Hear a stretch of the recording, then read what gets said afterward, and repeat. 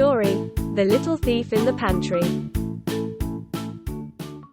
"Mother dear," said a little mouse one day, "I think the people in our house must be very kind, don't you?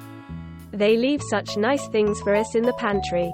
There was a twinkle in the mother's eye as she replied, "Well, my child, no doubt they are very well in their way, but I don't think they are quite as fond of us as you seem to think. Now remember, Greywhiskers, I have absolutely forbidden you to put your nose above the ground unless I am with you, for kind as the people are, I wouldn't be at all surprised if they tried to catch you." Greywhiskers twitched his tail with scorn. He was quite sure he knew how to take care of himself, and he didn't want to walk after his mother's tail all his life. So as soon as she had curled herself up for an afternoon nap, he crept away, and scampered across the pantry shelves. There was something particularly good today. A large iced cake stood far back on the shelf, and Greywhiskers licked his lips as he sniffed it. Across the top of the cake there were words written in pink sugar, but as Greywhiskers could not read, he did not know that he was nibbling at little Ethel's birthday cake. But he did feel a little guilty when he heard his mother calling.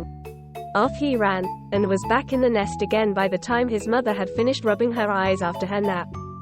She took Greywhiskers up to the pantry then, and when she saw the hole in the cake she seemed a little annoyed.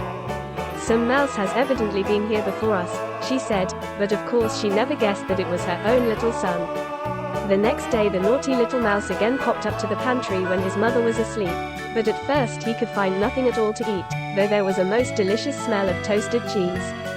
But then he found a little wooden house, and there hung the cheese, just inside it. Greywhiskers ran in, but oh, click, went the little wooden house, and the little mouse was caught fast in a trap. When the morning came, the cook, who had set the trap, lifted it from the shelf, and then called a little girl to come and see the thief who had eaten her cake. "What are you going to do with him?" asked Ethel. "Drown him." Tears came into the little girl's pretty blue eyes. "You didn't know it was stealing, did you, Mousie dear?" she said. "No," squeaked Greywhiskers sadly, "indeed I didn't."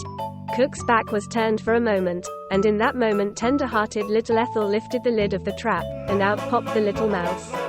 Oh, how quickly he ran home to his mother, and how she comforted and petted him until he began to forget his fright, and then she made him promise never to disobey her again, and you may be sure he never did.